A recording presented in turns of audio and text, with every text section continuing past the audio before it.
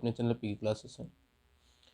जैसा कि आपको पता है एसएससी सीएचएसएल का टीयर 2 का पेपर होना है, सीजीएल का टीयर 3 का पेपर होना है, एसएससी एमटीएस का टीयर 2 का पेपर होगा। उसके लिए कुछ निबंध चाहिए होते हैं और 50 मार्क्स का निबंध आता है। और एमटीएस में केवल 50 मार्क्स का होता है, उसमें लेटर निबंध लेटर और ऐसे में से कोई एक चीज़ पूछ ली जाएगी। और टीयर सीजीएल टीयर 3 और सीएचएसएल टीयर 2 में ऐसे, लेटर और प्रेसी, इन तीनों में से कोई दो आ जाएंगे और 50-50 मार्क्स के होते हैं। ठीक है। पिछले साल सीजीएल की बात करूं तो उसमें एक आपका निबंध आया था प्रदूषण पर और एक आपकी प्रेसी आई थी। सीएचएसएल में प्रेसी नहीं आई है, इस बार हो सकता है प्रेसी आपको देखने को मिल जाए। तो आज का जो टॉपिक है हमारा आतंकवाद है। और आतंकवाद का जो टॉपिक है, स्पेशली आतंकवाद एक पूरे विश्व में फैला हुआ है, लेकिन हमने भारत के संदर्भ में आतंकवाद की गतिविधियों को हमने जाना है और भारत के संदर्भ में आतंकवाद को हमने यहाँ पे डिस्क्राइब किया है।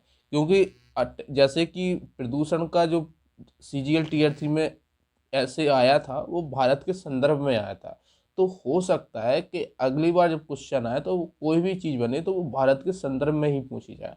तो इस बेस पे हमको उसको पढ़ते रहना चाहिए। आतंकवाद आपने पढ़ रखा होगा, लेकिन उसके प्रभाव भारत के परिप्रेक्ष्य में क्या पड़े हैं और उसको कैसे निपटेंगे, इस पर हमारा ये निबंध है। तो इस पर हम देखेंगे। अगर आप इस निबंध को कंप्लीट करते हैं तो मेरे जो एनालिसिस किया है, जो मेरे सीजीएल में 66 मार्क्स थे और ठीक थे, एवरेज प्लस मार्क्स थे, अच्छे मार्क्स थे और आप इतने नंबर ला सकते हैं। ठीक है। तो इसमें कुछ टॉपिक हैं वो मैं आपको बाद में बता दूंगा। आज मैं आतंकवाद भारत के संदर्भ में परिणाम बता रहा हूँ, उसके बाद धीरे धीरे हम आपको और निबंध कराते चलेंगे। ठीक है। तो आप अंत तक इसको देखिए और आपको थोड़ा सा इसमें मैं कुछ चीज़ें और बताऊंगा लास्ट में, तो उनको भी आप सुन लीजिएगा जो आपके लिए फ्रूटफुल रहेंगे। ठीक है। देखिए, सबसे पहले क्या होगा, सबसे पहले आपको आतंकवाद को डिफाइन करना होता है। ठीक है। या आतंकवाद क्या होता है, कैसे कार्य करता है, ये सब तो फिर मैंने लिखा क्या है आपको बता देते हैं। आतंकवाद एक प्रकार की हिंसात्मक गतिविधि होती है अगर कोई व्यक्ति या कोई संगठन अपने आर्थिक, राजनीतिक एवं विचारात्मक उद्देश्य को पूर्ति के लिए देश या देश के नागरिकों की सुरक्षा को निशाना बनाए तो उसे आतंकवाद कहा जाता है। तो हमने यहाँ पे आतंकवाद को डिफाइन कर दिया कि आतंकवाद है क्या। देखिए, सबसे पहले आपको जिसके बारे में पूछा उसको डिफाइन करना जरूरी होता है, तो मैंने यहाँ आतंकवाद को डिफाइन कर दिया। अब इसको हम भारत के अनुरूप हम डालेंगे कि भारत में इसके कैसे प्रभाव हैं और क्या दिक्कतें आती हैं, वो सब पूरे तरीके से उससे कैसे निपटा जा सकता है, और ये हम पूरा यहाँ पर सर कर। अभी हमने आपका शुरुआत किया आपका, अब यहाँ हम मेन बॉडी आपकी आगे लेके चल रहे हैं। ठीक है। देखिए, अब यहाँ पे देखिए, अब हमने लिखा है आतंकवाद विश्व भर में फैला हुआ है। थोड़ा सा हमने पूरे विश्व का भी बता दिया। इस गति में ऐसा कोई भी, क्योंकि मैं यहाँ पे क्या कर रहा हूँ, यहाँ पे मैं थोड़ा सा कहते हैं ना पीछे का सारांश बना रहा हूँ, जिससे हम भारत को डायरेक्ट नहीं करें, तो थोड़ा सा अच्छे तरीके से ढंग से करें। पहले हमने क्या किया, आतंकवाद लगभग विश्व भर में फैला हुआ है। इस गतिविधि से कोई भी देश अछूता नहीं है। भारत में देखिए, अब डायरेक्ट लिखते हैं हम भारत में तो थोड़ा सा ठीक है लगता है, चलो लिखो और लगता है, लेकिन मैंने इसको थोड़ा सजा दिया। मैंने कहा आतंकवाद लगभग विश्व भर में फैला हुआ है, इस गतिविधि से कोई भी देश अछूता नहीं है। यहाँ मैंने देश का नाम इसलिए लिख दिया जिससे हम यहाँ भारत की डायरेक्टली बात फिर से कर सकें। ठीक है। भारत में आतंकवाद फैलाने के लिए 100 से अधिक आतंकवादी संस्थाएं चल रही हैं, जिनके द्वारा आम नागरिक, सेना के जवानों को निशाना बनाया जाता है, जिससे देश की आंतरिक स्थिति को हमेशा खतरा बना रहता है। ये थोड़ा सा हमने यहाँ पे बताया। अब थोड़ा सा और आगे चलते हैं, तो इसको ध्यान रखना है। ठीक है। फिर इसके बाद मैंने इसमें क्या किया, थोड़े से उन के नाम दे दिए जो आपके पता होते हैं आपको कि कौन सा आतंकवादी संगठन है। तो उसमें मैंने 2 नाम दे दिए। और भारत में आतंकवादी संगठन जिसमें जैसे मोहम्मद, लश्कर तैयबा आदि भारत में आतंकी गतिविधियों को अंजाम देते हैं। तो हमने इसमें ये भी बता दिया कि कौन से जो ग्रुप हैं, जो कौन से संगठन हैं जो भारत में आतंकवादियों को बताते, मैं सब नहीं लिखना, मैंने यहाँ 100 से अधिक लिखा, मैंने केवल यहाँ 2 डिफाइन किया है, क्योंकि जो इंपॉर्टेंट है उसको डिफाइन कर दो, छोटे छोटे तो बहुत सारे हैं। ठीक है, तो इसका भी आप लोग ध्यान रखिएगा। ठीक है, तो इसको आपको ऐसे लिखना है। ठीक है, आप थोड़ा सा और बॉडी आगे बढ़ाता हूँ, और बॉडी में थोड़ा सा और अब कुछ लिखते हैं। देखिए यहाँ पर अब मैंने लिखा है, भारत में आतंकवाद का व्यापक प्रसार है, जिसमें मुख्य रूप से 4 प्रकार के आतंकवाद हैं। ठीक है, मैंने अब आप बताया आतंकवाद भारत में कितने टाइप के हैं। ठीक है, पहले मैं बताया आतंकवाद संगठन कौन कौन से हैं, फिर उस आतंकवाद संगठन में किस प्रकार के हैं। ठीक है, तो लिखा है धार्मिक आतंकवाद, नार्को आतंकवाद, वामपंथी आतंकवाद, एथनो राष्ट्रवादी आतंकवाद शामिल है। अब देखो एक चीज ध्यान रखिएगा, इनको अब आपको स्पष्टीकरण देने का मतलब नहीं, इनकी व्याख्या करने की कोई जरूरत नहीं है, क्योंकि आपको 250 वर्ड्स में लिखना है, तो यहाँ आप सॉरी, आप व्याख्या करने की कोई जरूरत नहीं है। आप डायरेक्ट यहाँ पे बताइए कि यहाँ पे धार्मिक आतंकवाद, नार्को आतंकवाद और वामपंथी आतंकवाद, एथनो राष्ट्रवादी आतंकवादी शामिल है। इसमें शामिल डंडा नहीं लगा तो यहाँ लगा लेना, शामिल है, तो इसको ऐसे करना। ठीक है, तो अब आपको समझ में आया मैंने कैसे बताया इसको।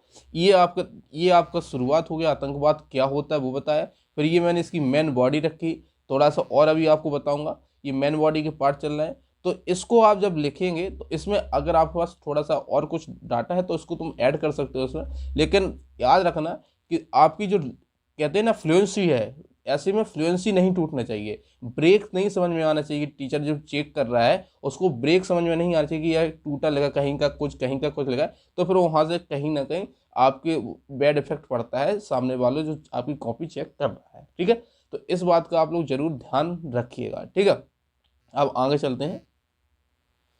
देखिए थोड़ा सा हमने और इसको बताया, उसके बाद फिर इसका हम निष्कर्ष निकाल, लिखा है भारत में आतंकवाद का प्रभाव बड़े पैमाने पर भिन्न भिन्न स्थिति में देखा जा सकता है। ठीक है, अब हम देखो मैंने पहले बताया आपको आतंकवाद क्या होता है, आतंकवाद कैसे फैलता है, आतंकवाद के कितने ग्रुप हैं, आतंकवाद कितने टाइप्स का है, मतलब किस प्रकार के है, मतलब किस लेवल पे होता है, धार्मिक, नार्को, राष्ट्रवादी, इन सब पे बताया। फिर अब ये बताया इसके प्रभाव क्या होते हैं। ठीक है, तो भारत के संदर्भ में जिसमें पर्यटन उद्योग को क्षति होती है, विदेशी निवेश कम होने लगता है, अर्थव्यवस्था पर संकट मंडराने लगते हैं, और प्रतिभा का पलायन भी धीरे धीरे होने लगता है। अब देखिए यहाँ जो प्रतिभा है, प्रतिभा जो यहाँ पे है, एक चीज आप ध्यान रखिएगा, ये प्रतिभा आपका यूएफएम में आ जाता है। ठीक है, क्योंकि ये किसी का नाम है। तो यहाँ मैं एक चीज कंफर्म कर देता हूँ, लेकिन इस बात का ध्यान रखिएगा आप कि आपका जो यूएफएम है वो आपका ऐसे में नहीं लगता है, वो केवल लेटर के लिए होता है यूएफएम। ठीक है, इस बात का आप लोग ध्यान रखिएगा, ऐसे में यूएफएम नहीं लगता, लेकिन फिर भी हमको बचकर चलना है। क्या फिर भी हमको ऐसा कोई क्लू नहीं देना, यहाँ प्रतिभा की जगह आप कुछ भी लिख सकते हैं जो आपको अच्छा लगे। ठीक है, यहाँ प्रतिभा, तो आप प्रतिभा की जगह कुछ भी लिख सकते हो जो आपको यहाँ पे इसका सिनोनिम्स, मतलब आपका पर्यायवाची आपको कोई भी मिल जाए तो उसको आप कह सकते हैं, यहाँ पे आप कुछ भी लिख सकते हैं। ठीक है, तो इस बात का ध्यान रखिएगा फिर। ठीक है, अब इसके बाद थोड़ा सा आगे चलते हैं। तो देखिए अब इसमें हमने थोड़ा सा इसका निष्कर्ष दे दिया, तो बस यहाँ पे हमारा खत्म हो जाएगा। ये देखिए लिखा है, आतंकवादी हमलों के लिए भारत सरकार की यहाँ होना चाहिए, को नहीं होना चाहिए, यहाँ की लिखेंगे। भारत सरकार की प्रतिक्रिया कभी उतनी कठोर नहीं रही है जितनी इसके खात्मे के लिए जरूरी है। ठीक है, आतंकवादी गतिविधियों के लिए उचित रणनीति प्रतिक्रिया के अभाव से ऐसी घटनाएं बढ़ जाती है। तो हमने ये बताया कि ये थोड़ा सा हमने निष्कर्ष देना, तो उसमें हमने 2 पैराग्राफ में निष्कर्ष दे दिया। आप एक उपसंहार है ये, और ये संहार है। ठीक, ऐसे देखिए, पहले हम थोड़ा सा बताते हैं फिर उसके बाद पूरा निष्कर्ष कर देते हैं। ठीक है, अब यहाँ मैंने थोड़ा सा लिख दिया, सरकार को एक मजबूत रणनीति बनानी चाहिए और आतंकवाद को खत्म करने का एक मजबूत प्रयास निरंतर करते रहना चाहिए। विदेशी देशों को इसके प्रति जिम्मेदारी का अनुभव कराना चाहिए, जिससे अंतर्राष्ट्रीय स्तर पर भी इसको खत्म किए जाने की कोशिश की जाए। देखिए मैंने यहाँ पर क्या किया, देखो इंटरनेशनल लेवल तक भी इसको हम ले गए, वहाँ मैंने आपको शुरुआत भी बता दी कैसे करना है, और मैंने यहाँ आखिरी में इंटरनेशनल भी कर दिया, क्योंकि जब अपने देश को बचाना है तो इंटरनेशनली भी हमको इस चीज़ को उठाना होगा। तो ये आशा करता हूँ आपको मैंने जो पढ़ाया है आपको पसंद आया होगा, और आगे के टॉपिक मुझे आप बताते चलिएगा तो मैं आपको बता दूंगा। लेकिन जो आगे का टॉपिक होगा, अक्षय ऊर्जा एक वरदान, ये हमारा अगला टॉपिक हुआ, अक्षय ऊर्जा एक वरदान। उसको हम आपको बताएंगे। हो सकता है अक्षय ऊर्जा पे पूछ लिया जाए, क्योंकि अक्षय ऊर्जा बहुत ज़्यादा इसमें नवीनीकरणीय है और हमेशा नवीकरणीय होती रहती है, तो उस पर लेकर हो सकता है आपका ऐसे पूछ लिया जाए आपसे। तो अक्षय ऊर्जा को लेकर हमारे एक टॉपिक है, तो उस पर हमारा ऐसे आएगा। और अगर आपको कोई भी और पूछना है तो आप मुझे कमेंट बॉक्स में ज़रूर कीजिएगा, तो मैं ज़रूर आपको उस पर लेटर आपको सॉरी आपको उस पर ऐसे हम आपको दे देंगे, ठीक है। तो आप वीडियो को शेयर और चैनल को सब्सक्राइब कर लीजिए। इसके अलावा हमारा फ्लड पर फ्लड पर हमारा डला हुआ है, सामाजिक असमानता पर डला हुआ है, लैंडस्केप पर डला हुआ है, लैंडस्केप पर डला हुआ है। आप देखिए हमारे जाइए वहाँ पे डले हुए हैं, आपको वहाँ मिल जाएगा। इसके बाद आपका आर्टिकल 370 पे हमारा हमारे निबंध रखा हुआ है, तो ये सब आपको आई बटन पे मिल जाएगा। अदरवाइज आप मेरी प्लेलिस्ट में जाइए निबंध की, तो वहाँ आपको ये सब मिल जाएगा और वहाँ से आप ये सब देख सकते हैं, ठीक है। तो आपको और कुछ चाहिए हो तो आप बताइएगा, उस पर हम ज़रूर बना देंगे, ठीक है।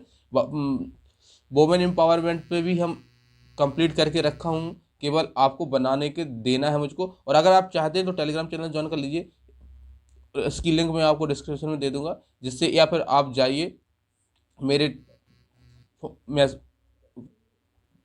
आप जाइए कहाँ पर, आप मेरे जाइए चैनल के पेज पर, और लास्ट में जाके वहाँ फेसबुक का दे रखा है, टेलीग्राम का दे रखा है, तो वहाँ आप डायरेक्ट ज्वाइन कर लीजिए मुझे, और तो वहाँ से आपको लिंक डायरेक्ट मिल जाएगी, ठीक है।